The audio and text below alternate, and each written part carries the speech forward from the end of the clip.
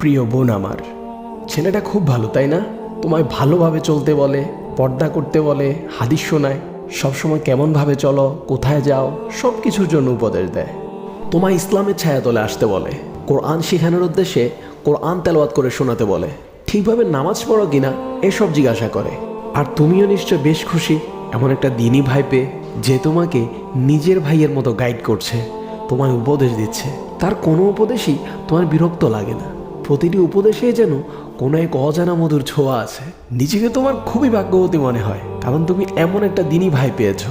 আর ভাই, তুমিও নিশ্চয় খুব খুশি এমন একটা বোন পেয়ে যে তোমার সব কথা শুনে। আচ্ছা ভাই কিংবা বোন, যদি সে দিনদারি হয় তাহলে সে তোমার সাথে কেন কথা বলে?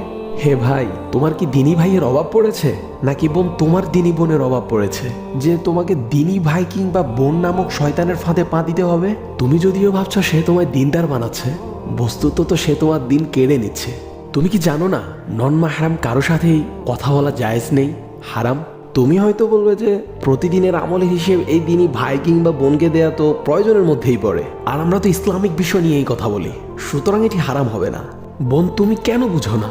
এটি নিতান্তই ইসলামের নামে শয়তানের একটি মরীচিকা মাত্র। তুমি নামাজ পড়ার আগেও জিনা করছো, নামাজ পড়ার পরও জিনা করছো। তোমার এটি কেমন নামাজ, যে নামাজ তোমার জিনা থেকে বিরত রাখতে পারে না?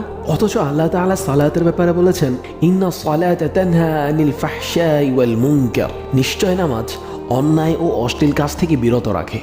আর কতভাবে বুঝালে তুমি বুঝবে? এখনো সময় আছে, শয়তানের এই ঈমান বিধ্বংসী ফাঁদ থেকে বেরিয়ে আসো। ইহদিনাস সিরাতাল মুস্তাকিম। হে আল্লাহ, আপনি আমাদের সরল সঠিক পথ প্রদর্শন করুন। ভিডিওটি ভালো লাগলে বেশি বেশি শেয়ার অ্যান্ড কপি লিঙ্ক করে দিবেন। আর আপনার যদি মনে হয় এই কথাগুলো আপনার কোনো পরিচিত ব্যক্তি শোনা উচিত, তাহলে তাই কমেন্ট বক্সে অবশ্যই মেনশন দিয়ে যাবেন। আর আমাদের ভিডিওগুলো ইউটিউব অ্যান্ড ফেসবুকেও পেতে আমাদের পেজ এবং চ্যানেলে চোখ রাখতে পারেন, লিঙ্ক বায়োতে দেওয়া থাকবে। ওকে, ফি আমানিল্লাহ। আবারও আমাদের একতরফা কথা হবে নতুন কোনো ভিডিওতে। ভালো থাকবেন। আসসালামু আলাইকুম ওয়া রাহমাতুল্লাহ।